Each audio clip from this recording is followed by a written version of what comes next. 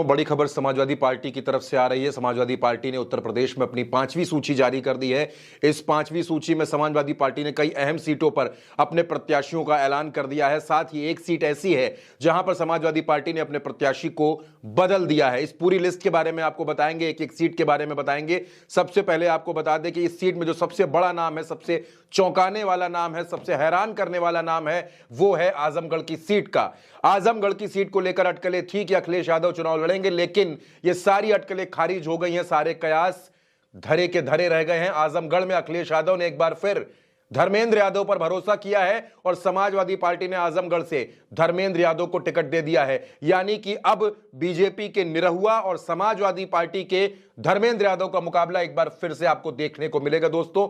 और इस सीट पर क्योंकि गुड्डू जमाली पिछली बार चुनाव लड़े थे, लोकसभा चुनाव बीएसपी से, लेकिन धर्मेंद्र यादव जो चुनाव लड़े थे 8000 वोटों से धर्मेंद्र यादव वो चुनाव हार गए थे।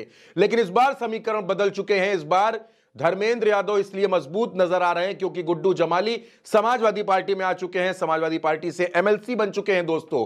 और वो जो 8000 वोट का नुकसान हुआ था समाजवादी पार्टी को, उस नुकसान की भरपाई करते हुए गुड्डू जमाली यहां पर नजर आ सकते हैं। इसके साथ ही इसमें जो सूची आई है, इसमें एक नाम गाजियाबाद का है। गाजियाबाद की सीट पर समाजवादी पार्टी ने जो टिकट दिया है वो दिया है महेंद्र नागर को। आपको बता दें दोस्तों, ये महेंद्र नागर जो हैं ये पहले कांग्रेस पार्टी में हुआ करते थे और कांग्रेस पार्टी के जिलाध्यक्ष भी थे।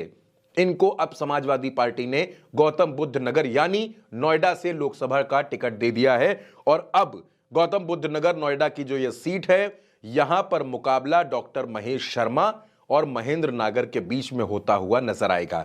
इसके बाद दोस्तों, जिस सीट की मैं आपसे बात कर रहा था, मिश्रिक, जहां पर प्रत्याशी बदला गया। पहले समाजवादी पार्टी ने वहां राजपाल राजवंशी को टिकट दिया था, लेकिन अब वो टिकट काट दिया है और राजपाल राजवंशी की जगह यहां पर मनोज कुमार राजवंशी को टिकट दे दिया गया है। इसके साथ ही सीट सुल्तानपुर की है। सुल्तानपुर में समाजवादी पार्टी ने भीम निषाद को टिकट दिया है। इटावा में जितेंद्र दोहरे को टिकट दिया है और जालौन में नारायण दास अहिरवार को टिकट दिया गया है।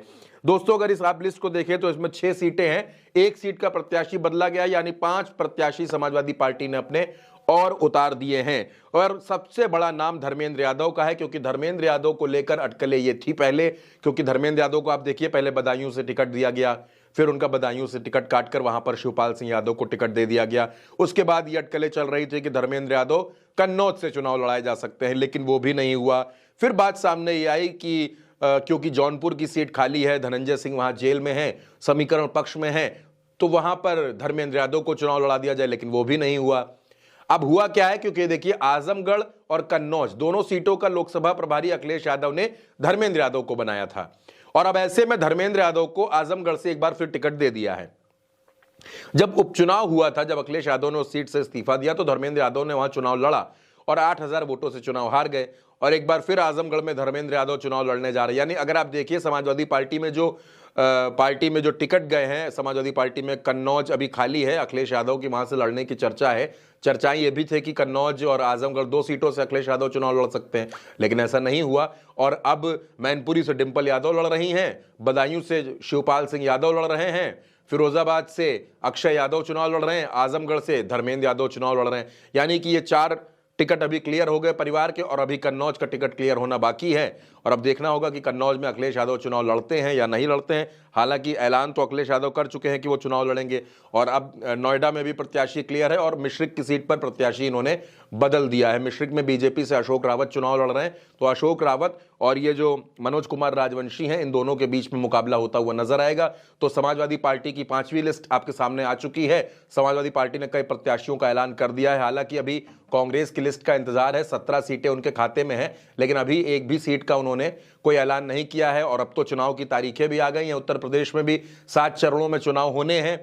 तो अब देखना होगा कि पार्टियां कब तक प्रत्याशियों का ऐलान करती हैं और समाजवादी पार्टी भी बाकी बची हुई प्रत्याशियों पर क्या करती है, बाकी बची हुई सीटों पर क्या करती है, और कांग्रेस कब तक अपनी लिस्ट जारी करती है। फिलहाल की ये बड़ी खबर है कि समाजवादी पार्टी ने अपने प्रत्याशियों का ऐलान कर दिया है।